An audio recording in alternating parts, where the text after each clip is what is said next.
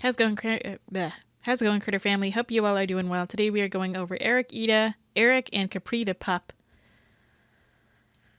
Going over this video of him working with this Rottweiler or a couple of dogs, and apparently he makes the owner cry. He just switches them from a slip lead because the slip lead doesn't work and doesn't cause enough pain that he moves on to a prong collar. And somebody's already covered this about how upset the owner was. And they've shown, proof of dogs that have gone to work with Eric before, the before and after effects, and how the dog it seemed traumatized after working with this idiot here, this uneducated schmo off the street that just, learned how to use a prong collar and a slip lead on dogs and a shock collar on dogs and gets results. So therefore he's going to be the #1 guy on TikTok. Even though he slaps his dog on the side, to correct, he knees his dog all over the place. He's very rough with his dogs. He is just another idiot on TikTok, on social media, who gets results with dogs and everybody wants to work with them. Everybody, 3,000 likes, 200 shares, 219 comments. So we're going to see what he does. He's just going to put a prong collar on this dog and tell them to pull up on it and pop their dog, I'm sure. Tight on his upper neck. High and tight in his upper neck. I can tell that she's Conditioning the leash training. harder. Yeah. So they said that she broke into tears. So he is just choking this dog. Regardless of how we feel, we have to realize that the dog is a dog still, and we have to treat them that way. So we have to take away the emotional attachment. If you don't take that away, it's easy to take to abuse an animal when you take away the emotional attachment. That, oh, am I actually harming my dog? Am I actually causing pain to my dog? Am I hurting? Am I scaring? Am I making my dog more frightened of me or of this scenario? Yeah, it's really easy to take that away and hurt your dog when you take that away. to be harder to train actively. Now, it's going to be harder to train the way he wants you to, which is not at all a way you have to train. If you are in tears because of the way a trainer is telling you to train, you can tell that trainer to fuck off. You can tell him to go kick rocks, as you should. There's so many other trainers out there that will not, that you shouldn't go. If they have a social media and they have all this big platform, you probably shouldn't go with them. I mean, it depends on who they are. I mean, like Zach George has a big platform, and I think he's a great trainer compared to this guy, because he doesn't harm dogs. He doesn't use pain compliance. He doesn't use pain or fear or intimidation. He doesn't abuse animals. He doesn't harm them or scare them or hurt them. He doesn't have, he's not out here trying to look like Dog Daddy or have his own little getup or his special little whatever. Emotionally, then you can't see when to correct. You can't see when to be firm. You can see how they. Yeah, you can't see when to be firm when you actually care about your dog. You can't be firm enough. Like, these people need you to be firm enough to abuse your animal in the name of training. To choke your dog with a slip lead, to choke your dog with a prong collar, to shock your dog with a shock collar. Hi, baby girl. It's really easy to be cruel and aggressive and abusive to your animal when you take away all emotions.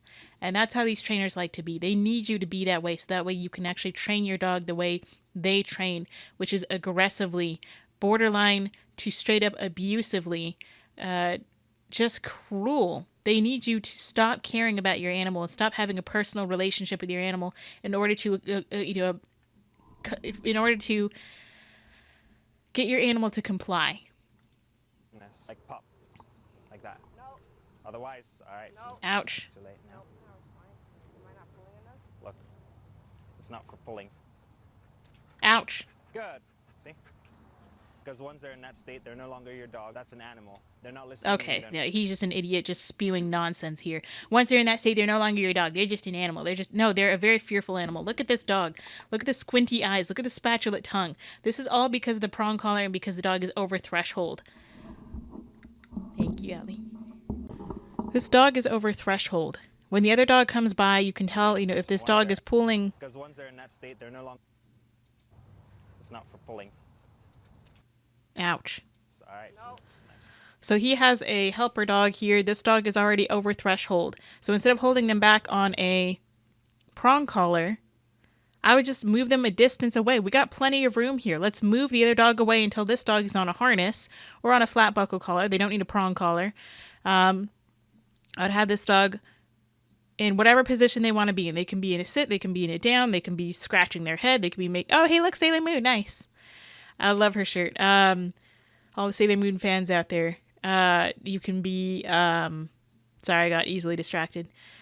The dog can be making friends with the butterfly, whatever. I want them to be able to be comfortable in whatever position they are when they see this dog way over here in the distance, and I'm going to mark and reward every time they look at this dog and they look away.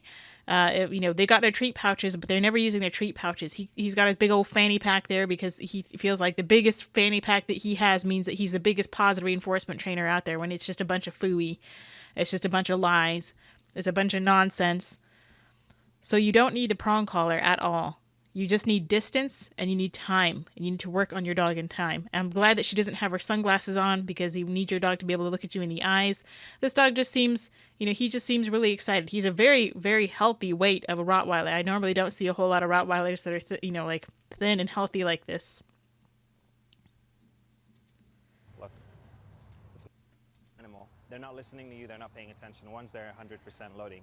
So you have to snap This them out dog of is it. very... So No, you don't have to snap them out of it. That's the idiot-proof way of doing it. That's dummy 101. Look at these whale eyes. This dog is so nervous. Their tail, if they had more of a tail, would be tucked a little bit more. Their top line is rounded. This dog is nervous, and this prong collar is too low on their neck. If you're going to be talking about having a prong collar properly, which I don't believe there's a proper way to use a prong collar, they say high and tight. So if it's high and tight, that means it's high and tight and constantly causing a correction for your dog. Your dog is constantly under the threat. It's like having a bit that's too tight in a horse's mouth. Every time they move their head, they get corrected. Every time they move they go to shake a fly away, they move their head, they get a pop, or they feel that bit rub into their gums and into their mouth and onto the bars of their gums. Just like a dog, whenever they go to scratch themselves, they move their head, they shake their head. That tight prong collar is going to be scratching and rubbing against their skin. kind of interested, a little snap will change their mind. No, you don't need to snap. Will kind of change their mind.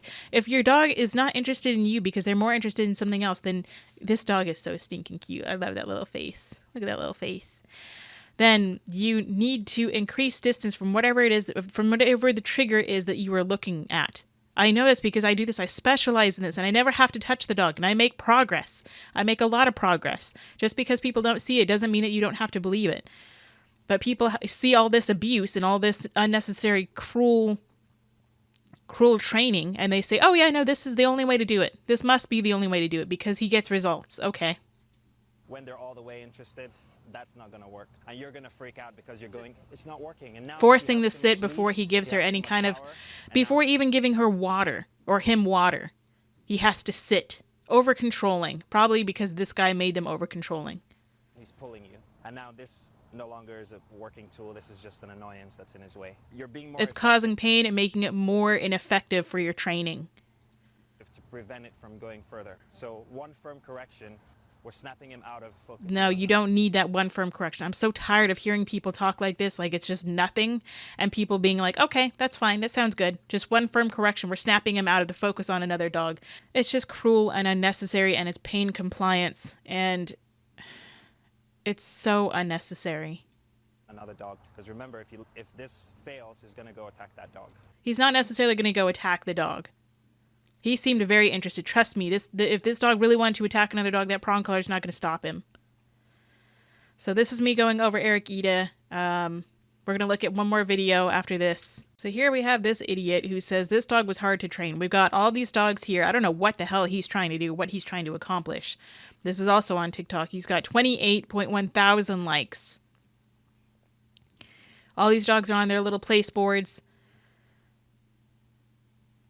He's over here just literally wrestling with this dog. You know, this is not impressive. This dog has a shock collar on. This one probably has a shock collar. They have choke chains on. They might have prong collars on. This idiot over here just starts randomly wrestling with this dog. He's fighting with this dog. All these other dogs have seen this because all these other dogs have been through this. And he's about to break this dog's back, about to break their neck. This is not dog training. This is just abuse. This dog is fighting for their dear life. Can't breathe. knocks this dog off of its little place board. But yet he still has the power to tell this dog, he has enough strength to tell this dog to get up on their little place. It's a cute little dog, by the way. This dog is over here pacing and panting, but they're so afraid to get off of their table that they're just practicing, behaviors, pacing behaviors. Who knows how long these dogs have to stay on these little places here for. He grabs the dog by the ear. Dog can't breathe, has a muzzle on. That's the only reason why he's able to do what he's doing here, is because the dog has a muzzle on. Grabbing it by the ear, wrestles it into submission. Still doesn't do anything. I don't know what that was, but that was not training. Has a choke chain on it. I don't know what he's trying to do, and then he just wrestles it to the ground. So, anyway, that's not training. None of this is training. Even Eric Ida, whatever he was trying to do, that was not training either. It's all just baloney. So anyway, somebody asked me to go over Eric Ida. It's been a little while, so I did. I think he's Eric the Idiot. That's just my opinion. Let me know what you think of this video. Go say how to do to your little critters. Say how to do for me. Give them some kind of love and they appreciate. Until next time, practice peace, patience, and positivity.